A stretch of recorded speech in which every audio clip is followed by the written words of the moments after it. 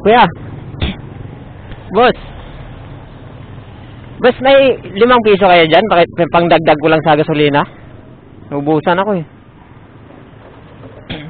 Sensya na boss. Paubos na kasi ang pikwan ko eh. Ugas ko.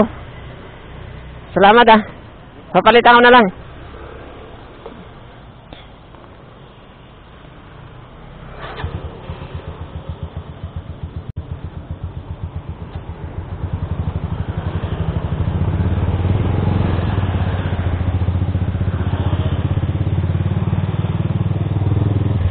So ayun nga mga tol, nagkunwari lang ako na naubusan ako ng gas no sa isang basurero. Nagkunwari ako at binigyan niya ako ng 5 piso. Sabi ko sa kanya, pandagdag ko lang sa aking panggas dahil wala na akong gas. Pero hindi yun totoo no, dahil meron tayong gas, marami tayong gas. Pagkakataong ito, gusto ko siyang balikan at pasalamatan sa binigay niya dahil sa napakabuti niyang tao no. Hindi siya nag-alinlangan na binigyan tayo ng tulong nang tayo ay humingi. So babalikan natin, bibigyan natin ng konting tulong na maibigay natin no.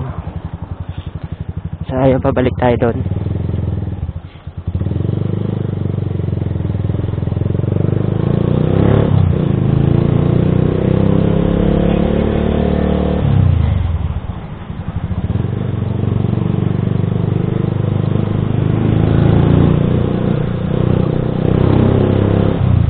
Andun pa siya.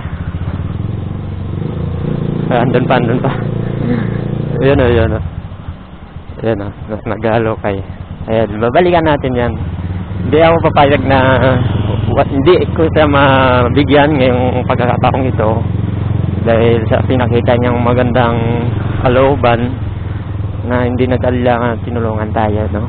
So babalik tayo.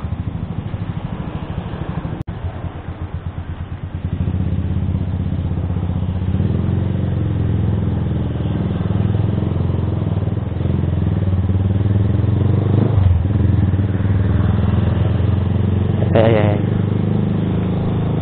Babalik tayo. Ano maging reaction niya?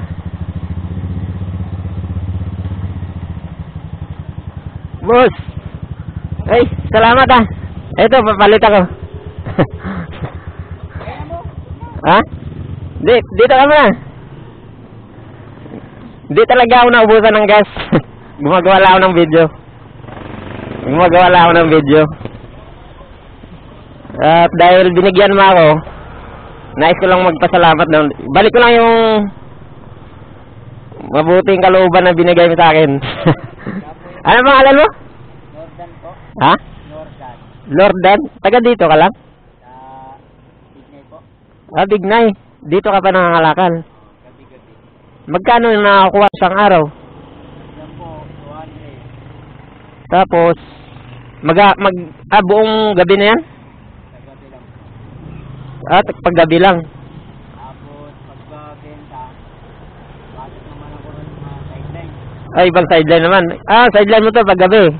Nagbabasura ka.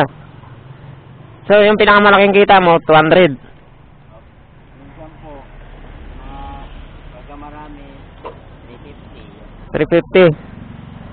Taga-taga lang. Oh. Bakit? Napakabait mo. Dahil bakit mo binigyan mo ng 5 piso? Nangailangan naman po eh. Bait mong tao, no?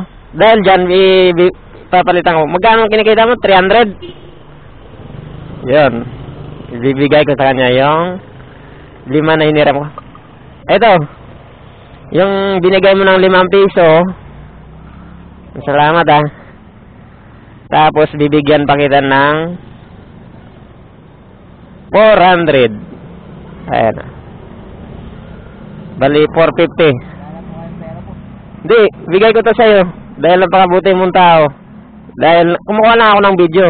Dahil mabuti yung kalooban nyo. Tumulong kayo sa hindi, kahit di nyo kilala. Pasalamat ko to sa inyo. Salamat. Ano pangalan mo? Ulit? Lordan? Sige. Dagdag tulong na rin yan sa'yo. Sige. Bye-bye. Salamat.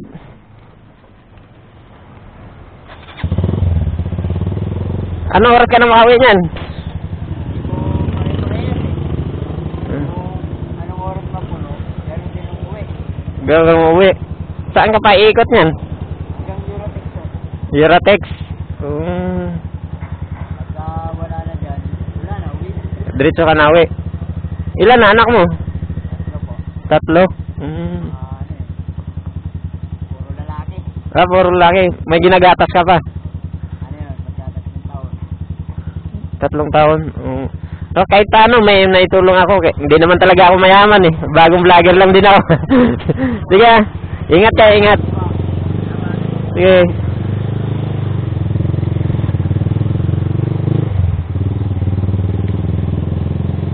Ayun, nakakatuwa, no? Kahit paano, meron tayong naiabot sa kanya. Napakaliit na halaga lang yun, pero malaking tulong na rin yun sa mga ganung tao, no? Yung hanap buhay lang. Yung hanap buhay niyang ganyan lang, nangangalakal. So, shout out sa iyo kasi Sir Lordan, mga taga-Bignay. Napakabuti mo ka, ma, at napakasipag niyo po. Pagdating ng gabi ay yun ang trabaho niya. Tapos pag-araw, iba naman yung sinasideline niya, no? So, proud ako sa mga ganyang tao. Sana marami pa akong matutulungan. So, ayun, napakasarap sa kalooban na nakakatulong ka na at nakapag-abot ka na kahit konti, kahit munting lang, at kahit munting pera na iabot mo sa kanilang tulong, ay sobrang tuwa ko, sobrang saya. Dito kasi sa lugar namin, no, madalas ko itong nakikita dito na merong mga nagbabasura pag gabi, nangangalakal pag gabi. So yun, isa si Sir Lordan sa ating nabigyan, and sana sa susunod meron pa tayong matulungan dito.